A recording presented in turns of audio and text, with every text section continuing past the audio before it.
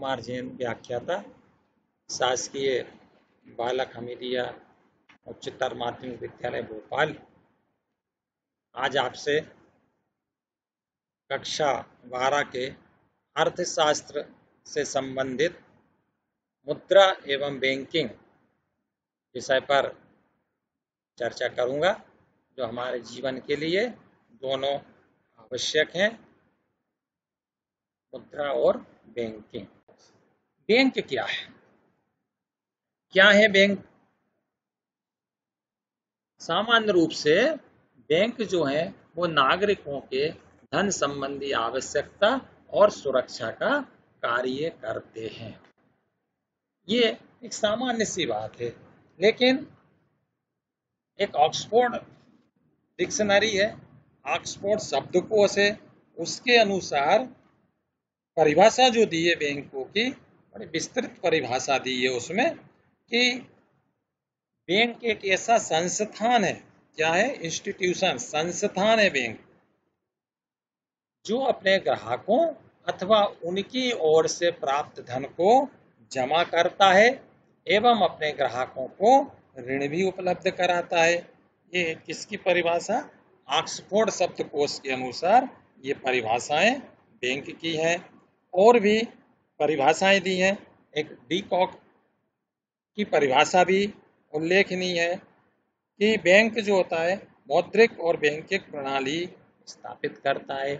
हमें बैंक की कई परिभाषाएं मिलती हैं, परंतु उसमें हम देखते हैं कि वो लेन देन का कार्य, अपने ग्राहकों का लेन देन का कार्य, ग्राहकों को ऋण उपलब्ध कराना, ये उसके मुख्य कार्यों में आ जाते हैं। आगे बैंक के प्रकार और कार्य। तो बैंक जो है दो प्रकार के, एक केंद्रीय बैंक होता है, एक व्यापारिक बैंक होता है। केंद्रीय बैंक और व्यापारिक बैंक।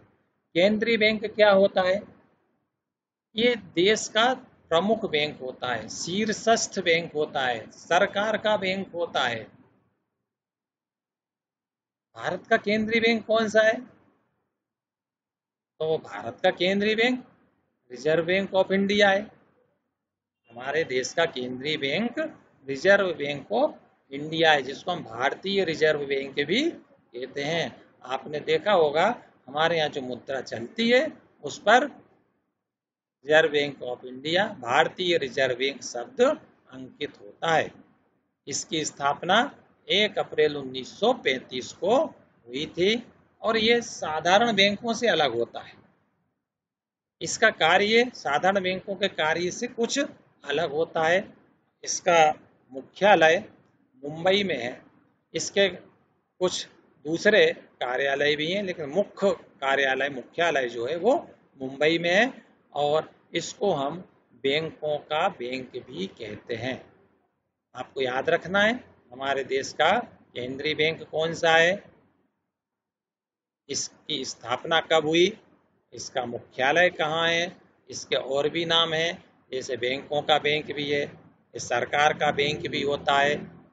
अब जो केंद्रीय बैंक है उसके कार्य क्या है? तो केंद्रीय बैंक के जो कार्य हैं वो बहुत महत्वपूर्ण कार्य है। इनमें सबसे पहला आता है पत्र मुद्रा निर्गमन का एकाधिकार। सरकार, दूसरा सरकार का बैंकर, बैंकों का बैंक, अंतिम ऋणदाता और समाशोधन गृह। ये कुछ मुख्य कार्य हैं। पहला, पत्र मुद्रा निर्गमन का एकाधिकार। देखिए, पत्र मुद्रा मैंने पहले मुद्रा के पाठ में आपको बताया था, हमारे देश में जो मुद्रा प्रचलित है पत्र मुद्रा के रूप में भी है, कुछ धातु मुद्रा के रूप में भी चलती है। सिक्के हमारे धातु मुद्रा के रूप में चलते हैं, परंतु हमारा केंद्रीय बैंक पत्र मुद्रा का निर्गमन करता है और किसी बैंक को या और किसी को भी ये नोट निर्गमन का अधिकार नहीं है। तो हमारे देश में जो भी पत्र मुद्रा चलती है, आपको पता होगा कितने रुपए मूल्य वर्ग के हमारे देश में पत्र मुद्रा होती है। आप नोट देखे होंगे, बच्चों सोचें, 1 रुपए का नोट, 2 रुपए का नोट, 5 रुपए, 10 रुपए, 20 रुपए, 50, 100, 200, 500 और 2000। इसके अलावा भी कोई पत्र मुद्रा है क्या? सोचें, नहीं है। यही हमारे देश की पत्र मुद्रा है। तो क्या ये पूरी मुद्राएं केंद्रीय बैंक निर्गमित करता है? इसमें बड़ा महत्वपूर्ण चीज मैं आपको बताना चाहता हूं, उसको आप बड़े ध्यान से सुनिए। इतनी पत्र मुद्राओं में से 1 रुपए का नोट केंद्रीय बैंक निर्गमित नहीं करता। बहुत आपको महत्वपूर्ण बात बता रहा हूं, ये इसको ध्यान से सुनिए। कौन सी मुद्रा निर्गमित नहीं करता? 1 रुपए का नोट नहीं करता। 2 रुपए से लेकर के जितने भी मूल्य वर्ग के नोट होते हैं, मुद्राएं होती हैं, उनको केंद्रीय बैंक निर्गमित करता है। यदि आपसे कोई पूछे 1 रुपए का नोट क्या केंद्रीय बैंक निर्गमित करता है, तो आप बोलिए नहीं करता। आपने देखा होगा कि हमारे यहाँ जो पत्र मुद्रा प्रचलन में है, उस पर लिखा होता है, मैं धारक को 50 रुपए अदा करने का वचन देता हूँ। ये 50 रुपए के नोट पर लिखा होगा, 200 रुपए के नोट पर लिखा होगा, मैं धारक को 200 रुपए अदा करने का वचन देता हूँ। नीचे आरबीआई के गवर्नर के हस्ताक्षर होंगे। देखा आपने कभी? नहीं देखा? नहीं देखा हो तो ध्यान से देखिए। फिर 1 रुपए का नोट निकालिए आप। क्या 1 रुपए के नोट में इस तरह का लिखा हुआ मिलता है आपको? नहीं मिलता। इसका अर्थ ये हुआ कि 1 रुपए का पत्र मुद्रा कागज का नोट रिजर्व बैंक निर्गमित नहीं करता, उसको भारत सरकार का वित्त मंत्रालय निर्गमित करता है। कौन करता है? भारत सरकार का वित्त मंत्रालय 1 रुपए के नोट को निर्गमित करता है, ये ध्यान रखिए। और सिक्के भी रिजर्व बैंक निर्गमित नहीं करता। दूसरा, सरकार का बैंकर। सरकार का बैंकर क्या होता है? सरकार के समस्त खातों का हिसाब किताब रखना, सरकारी प्रतिभूतियों को क्रय विक्रय करना, ये केंद्रीय बैंक का काम होता है। समय समय पर सरकार को आर्थिक और वित्तीय विषयों पर परामर्श भी देता है ये। अर्थात ये सरकार के एजेंट के रूप में या परामर्शदाता के रूप में कार्य करता है, इसलिए हम इसको सरकार का बैंकर भी कहते हैं। बैंकों का बैंक, बैंकों का बैंक, हाँ, ये शीर्षस्थ बैंक है। ये सभी बैंकों पर सरकारी नियमों के हिसाब से नियंत्रण रखता है, सभी बैंकों को निर्देश दे सकता है। इसलिए केंद्रीय बैंक को बैंकों का बैंक भी कहते हैं। अंतिम ऋणदाता, ये अंतिम ऋणदाता, हाँ, क्यों? आम नागरिक को ये ऋण नहीं देता, तो किसको देता है? हाँ, ये बैंकों को ऋण देता है। कैसे? जब व्यापारिक बैंकों को राशि की आवश्यकता हो और उनके पास राशि नहीं हो, तब वे आरबीआई से उचित माध्यम से ऋण प्राप्त करते हैं, इसलिए इसको अंतिम ऋणदाता भी बोलते हैं। और महत्वपूर्ण कार्य इसमें कभी प्रश्न आता है कि समाशोधन गृह क्या है? तो समाशोधन गृह क्या है? केंद्रीय बैंक में सभी संबद्ध बैंकों के खाते होते हैं और उन बैंकों की कुछ राशि केंद्रीय बैंक में जमा भी होती है। इस तरह से जब विभिन्न बैंकों द्वारा एक दूसरे को जो चेक जारी किए जाते हैं, उनका भुगतान केंद्रीय बैंक करता है। यही समाशोधन गृह संबंधी कार्य कहलाता है। तो ये हमारे केंद्रीय बैंक के कुछ मुख्य कार्य थे। अब ऐसा भी होता है कि कुछ कार्य ये ना कर सके। हाँ, सरकार की तरफ से केंद्रीय बैंक के कुछ वर्जित कार्य, वर्जित अर्थात ना करने योग्य कार्य, तो कौन से हैं ऐसे कार्य जो वर्जित हैं? बच्चों, किसी भी नागरिक को ऋण प्रदान नहीं कर सकता। ये जमा राशि पर ब्याज नहीं देता और किसी कंपनी के अंशों को क्रय विक्रय नहीं करता। हाँ, क्या नागरिक को ऋण प्रदान करता? हमें यदि लोन की आवश्यकता होती है, हम कहाँ जाते हैं? बैंकों में जाते हैं। किस बैंक में? व्यापारिक बैंकों में। केंद्रीय बैंक में किसी नागरिक के खाते नहीं खोलता, ना ही किसी नागरिक को वो ऋण प्रदान कर सकता है। दूसरा, जमा राशि पर ब्याज। आम नागरिकों के केंद्रीय बैंक में खाते होते ही नहीं, उनकी राशि जमा होती ही नहीं है, परंतु जो सरकार की राशि जमा होती है उस राशि पर भी केंद्रीय बैंक कभी ब्याज नहीं देता है। आपको पता होगा, हमारा बैंक में अकाउंट हो, खाता हो, उसमें अगर हमारे धनराशि जमा हो तो बैंक हमें ब्याज देता है, लेकिन केंद्रीय बैंक सरकार की राशि पर कोई ब्याज नहीं देता है।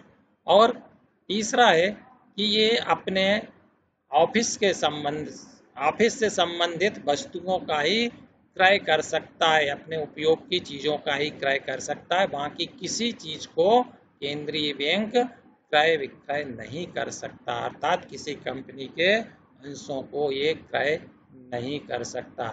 ये इसके वर्जित कार्य हैं, ना करने योग्य कार्य हैं।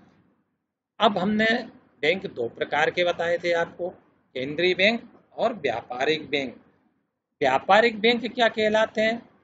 तो व्यापारिक बैंक वे कहलाते हैं जो नागरिकों से प्राप्त राशि को जमा के रूप में स्वीकार भी करते हैं, और जब नागरिकों को पैसों की आवश्यकता हो किसी कार्य के लिए तो वे उन्हें ऋण, जिसको हम लोन भी बोलते हैं, के रूप में प्रदान करते हैं। दूसरा ये है कि वर्तमान समय में, आज के समय में व्यापारिक बैंक साख निर्माण का कार्य भी करते हैं। इस तरह से व्यापारिक बैंक एक संस्था है और जिसका लाभ कमाने का उद्देश्य भी होता है इसका, इसलिए ये नागरिकों के जमाओं को स्वीकार करते हैं, उन पर ब्याज भी देते हैं, और जब नागरिकों को ऋण की आवश्यकता होती है तो उन्हें ऋण भी देते हैं और उनसे उस ऋण पर ब्याज भी लेते हैं। व्यापारिक बैंक कौन से? जैसे हमारा स्टेट बैंक ऑफ इंडिया है, सेंट्रल बैंक ऑफ इंडिया है, और भी बहुत सारे हमारे व्यापारिक बैंक हैं। बच्चों, क्या सेंट्रल बैंक भी बहुत सारे हैं, केंद्रीय बैंक भी बहुत सारे हैं? सोचें, नहीं, केंद्रीय बैंक केवल एक ही है और व्यापारिक बैंक बहुत सारे होते हैं। व्यापारिक बैंकों के मुख्य कार्य क्या है? तो व्यापारिक बैंकों के मुख्य कार्य होते हैं जमा को स्वीकार करना, विभिन्न प्रकार के खाते खोलना, ऋण देना, लॉकर की सुविधा उपलब्ध कराना, जमा राशियों पर ब्याज भी देना। इसके अतिरिक्त भी और कार्य होते हैं। तो जमा स्वीकार करना अर्थात कोई व्यक्ति अपने राशि को बैंक में अपने खाते में यदि जमा करना चाहता है तो बैंक उसको जमा करती है। इसके लिए वो विभिन्न प्रकार के खाते भी खोलती है। तो बैंक में कौन कौन से खाते खोले जा सकते हैं? मुख्य खातों में हम बताएं, बचत जमा खाता, आवर्ती जमा खाता, चालू जमा खाता, सावधि जमा खाता, ये नाम है, आपको इनको याद रखना है। सेविंग अकाउंट आप लोगों ने सुना होगा, उसको हम बोलते हैं बचत जमा खाता। इसमें हम अपनी राशि को जमा भी करते हैं और निकाल भी सकते हैं। इसमें हम एक निश्चित बैलेंस रखना होता है आजकल, और हम अपनी राशि को कार्य दिवसों में कभी भी जमा भी कर सकते हैं, निकाल भी लेते हैं, इस पर हमें ब्याज भी मिलता है। आवर्ती जमा खाता, आवर्ती एक निश्चित समय अवधि के लिए प्रत्येक माह एक निश्चित रकम का खाता खोला जाता है, उसको हम बोलते हैं आवर्ती जमा खाता, रिकरिंग डिपॉजिट अकाउंट। मतलब अगर आपने 500 रुपये महीने का 1 साल का खाता खोला तो प्रत्येक माह आपको उसमें 500 रुपये जमा करना होंगे 1 साल तक। ये आवर्ती हो गया, कितने भी राशि का, कितने भी समय का, उसमें ना उससे कम राशि जमा होती उस महीने, ना ज़्यादा जमा कर सकते, ये आवर्ती जमा खाता होता है। चालू जमा खाता, ये चालू जमा खाता व्यापारियों के कार्य की होता है। इसमें हम राशि जमा करते हैं, परंतु बचत जमा खाता और चालू जमा खाता में एक अंतर होता है। बचत जमा खाता में जो राशि होती है उस पर बैंक ब्याज देता है, परंतु चालू जमा खाते में जो राशि जमा होगी उस पर बैंक ब्याज नहीं देगा। ये इसमें एक अंतर होता है। और सावधि जमा खाता, जो हम निश्चित समय के लिए एक निश्चित राशि एक बार जमा कर देते हैं, वो सावधि जमा, फिक्स डिपॉजिट। मान लीजिए आपने 50,000 रुपये एक साल के लिए जमा कर दिए, ये आपका सावधि जमा खाता है। तो बच्चों, इसमें ब्याज सबसे ज्यादा किस पर मिलेगा, सोचें। तो सबसे अधिक ब्याज सावधि जमा खाते पर मिलता है और सबसे कम ब्याज, अभी मैंने आपको बताया था, चालू जमा खाते पर बैंक किसी प्रकार का ब्याज नहीं देता है। अब इसका अगला कार्य होता है ऋण देना। जब किसी नागरिक को, किसी व्यक्ति को लोन की आवश्यकता होती है अपनी आवश्यक कार्यों के लिए, कई तरह के लोन, शिक्षा लोन भी देते हैं, हमारे मकान बनाने के लिए गृह ऋण भी बैंक देते हैं। इस तरह के ऋण बैंक देता है। इसका एक कार्य है लॉकर की सुविधा। लॉकर क्या होता है? बैंक अपने यहाँ ग्राहकों को अपनी वस्तुओं को, मूल्यवान वस्तुओं को सुरक्षित रखने के लिए लॉकर उपलब्ध कराता है।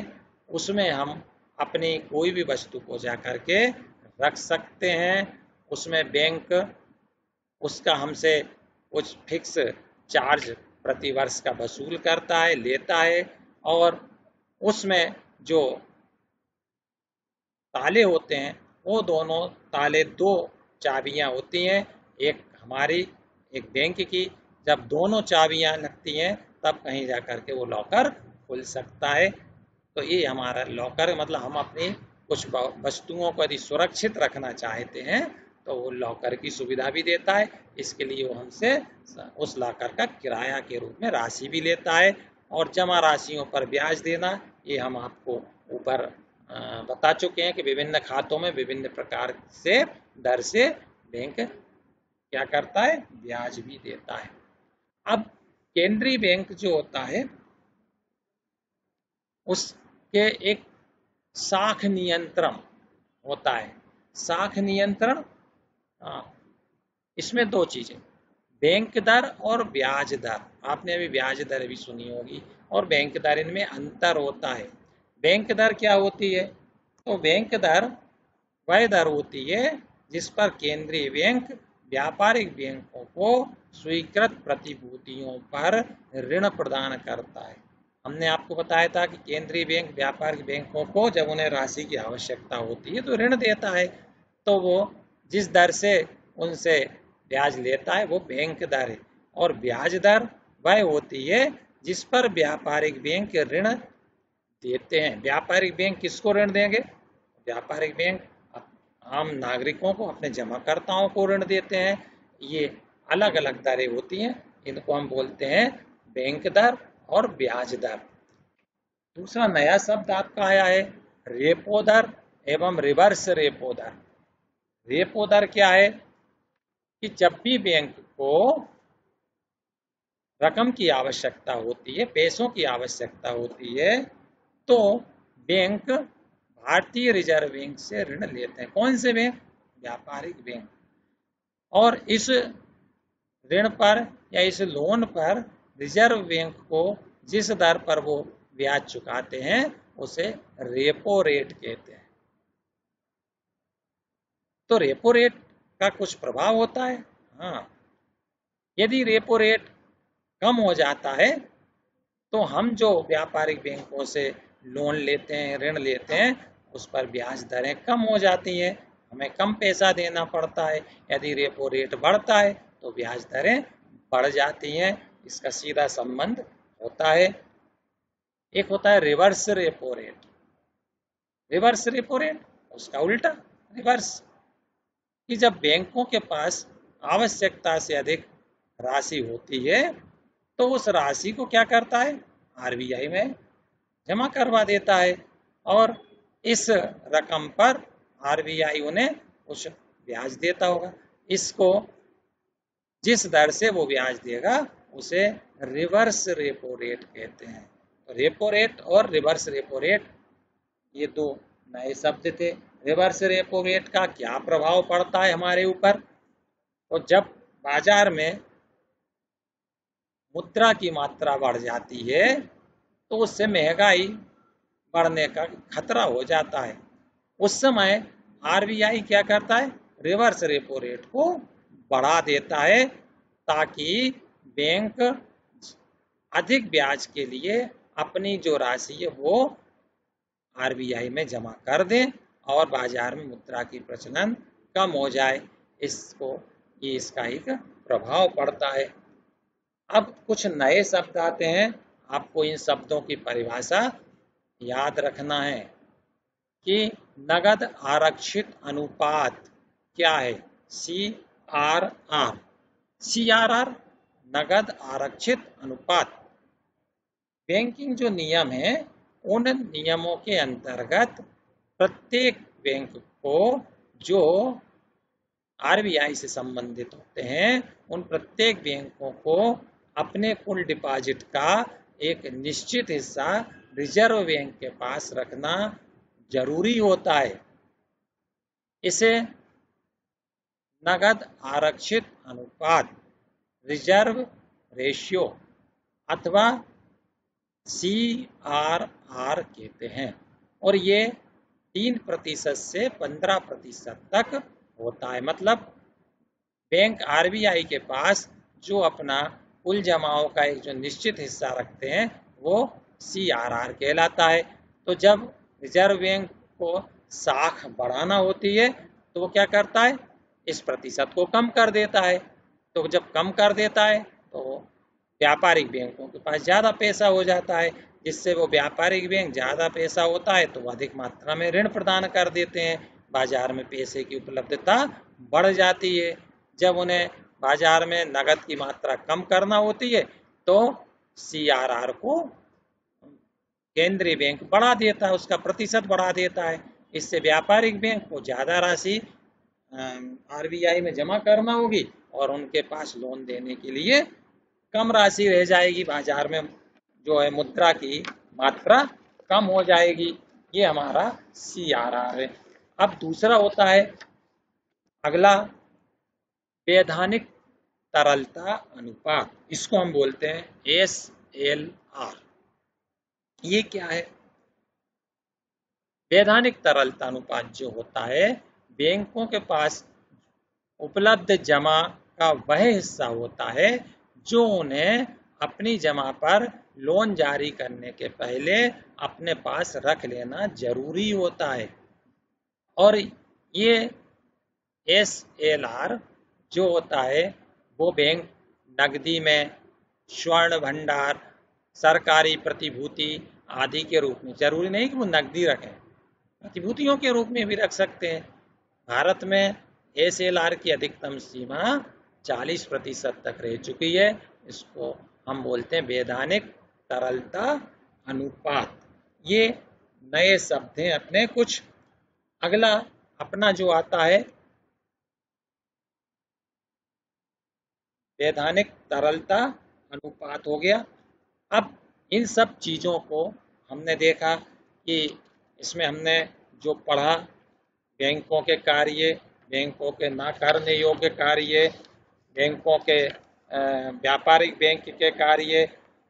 बच्चों इसमें एक बात और ध्यान रखना कि जो काम केंद्रीय बैंक कर सकता है वो काम व्यापारिक बैंक नहीं करता। जैसे केंद्रीय बैंक का कार्य क्या है? मान लो पत्र मुद्रा निर्गमन का एकाधिकार, तो फिर व्यापारिक बैंक का वो वर्जित कार्य हो गया, है ना? हाँ, केंद्रीय बैंक का कार्य क्या है? सभी बैंकों पर नियंत्रण रखना, लेकिन कोई दूसरे बैंक केंद्रीय बैंक पर नियंत्रण नहीं रख सकते। इस तरह से हम केंद्रीय बैंक और व्यापारिक बैंकों में अंतर भी स्पष्ट कर सकते हैं कि केंद्रीय बैंक और व्यापारिक बैंकों में क्या अंतर होता है। ये हमारे बैंकिंग संबंधी जो थे। अब इसमें इन सब चीज़ों के पश्चात हमें कुछ गृह कार्य भी आपको करना है। आप लोगों ने शायद इन सब चीज़ों को अपने नोट करा होगा, अच्छी तरह से सुना होगा। तो आपको गृह कार्य जो हैं वो प्रश्न परीक्षा की दृष्टि से महत्वपूर्ण भी होते हैं। छोटे छोटे प्रश्न दिए हैं मैंने, इसमें आप लिखिए उन प्रश्नों को। मुद्रा की परिभाषा लिखिए। मैंने आपको 2-3 परिभाषाएं अभी बताई थी, वो छोटी छोटी परिभाषाएं थी। मुद्रा वह है जो मुद्रा का कार्य करती है। इसकी परिभाषा थी हार्ट लेविदर्स की। बच्चों नेप की परिभाषा सोचिए तो नेप ने क्या परिभाषा दी? तो नेप की परिभाषा होती है वह जो राज्य द्वारा किसी जिस वस्तु को मुद्रा घोषित कर दिया जाता है वो मुद्रा बन जाती है। ये किसकी परिभाषा थी? नेप की परिभाषा थी। तो आपको इन परिभाषाओं को याद रखना है, लिखना है। तीसरा, मुद्रा का महत्व। मुद्रा के महत्व के संबंध में चौथा प्रश्न है, रिजर्व बैंक को बैंकों का बैंक क्यों कहते हैं? अभी मैंने आपको इसका डिटेल से बताया था। रिजर्व बैंक के वर्जित कार्य, व्यापारिक बैंक और रिजर्व बैंक में क्या अंतर होते हैं, ये अंतर अभी अभी मैंने आपको बताए हैं। व्यापारिक बैंक और रिजर्व बैंक में क्या अंतर है, और रेपो दर और रिवर्स रेपो दर क्या होता है। ये कुछ छोटे छोटे प्रश्न है, ये आपको याद करना है। इसके बाद में छोटा सा हम आपसे एक टेस्ट ले लें। आप लोग मानसिक रूप से तैयार हैं? हाँ, जब हम कोई पाठ पढ़ते हैं तो उसके बाद हमें छोटे छोटे प्रश्नों के उत्तर याद होना चाहिए। तो बच्चों लिखिए, आप इनके उत्तर भी लिखिए। रिजर्व बैंक का मुख्यालय कहाँ है? भारत के केंद्रीय बैंक का नाम लिखिए। मुद्रा का एक प्राथमिक कार्य बताइए। प्राचीन भारत में तांबे की मुद्रा को क्या कहते थे? 1 रुपए के नोट का निर्गमन कौन करता है? लिख लिए होंगे आपने इसके उत्तर। चलिए मैं आपको इसके उत्तर भी बता दूं जिससे आप मिलान कर सकें। रिजर्व बैंक का मुख्यालय मुंबई में है। भारत का केंद्रीय बैंक का नाम रिजर्व बैंक ऑफ इंडिया अथवा भारतीय रिजर्व बैंक, जिसको हम आरबीआई के नाम से भी जानते हैं। मुद्रा का एक प्राथमिक कार्य, मैंने मुद्रा के आपको 2 प्राथमिक कार्य बताए थे, 4 कार्य थे, प्राथमिक, गौण, विविध और आकस्मिक। परंतु प्राथमिक कार्य भी 2 थे। कौन कौन से थे? विनिमय का माध्यम और मूल्य का मापक। तो इसमें एक प्राथमिक कार्य लिखना है हमें। प्राचीन भारत में तांबे की मुद्रा को क्या कहते थे? इसका उत्तर मैंने आपको बताया था, बहुत जोर देकर बताया था, आपको याद होगा। दाम कहते थे। प्राचीन भारत में तांबे की मुद्रा को दाम कहते थे। और 1 रुपए का नोट कौन निर्गमित करता है? इसको भी मैंने आपको बड़ी बताया था, जब उस पर विशेष बल दिया था कि बच्चों पत्र मुद्रा में 1 रुपए का नोट रिजर्व बैंक निर्गमित नहीं करेगा, भारत सरकार का वित्त मंत्रालय 1 रुपए के नोट का निर्गमन करता है।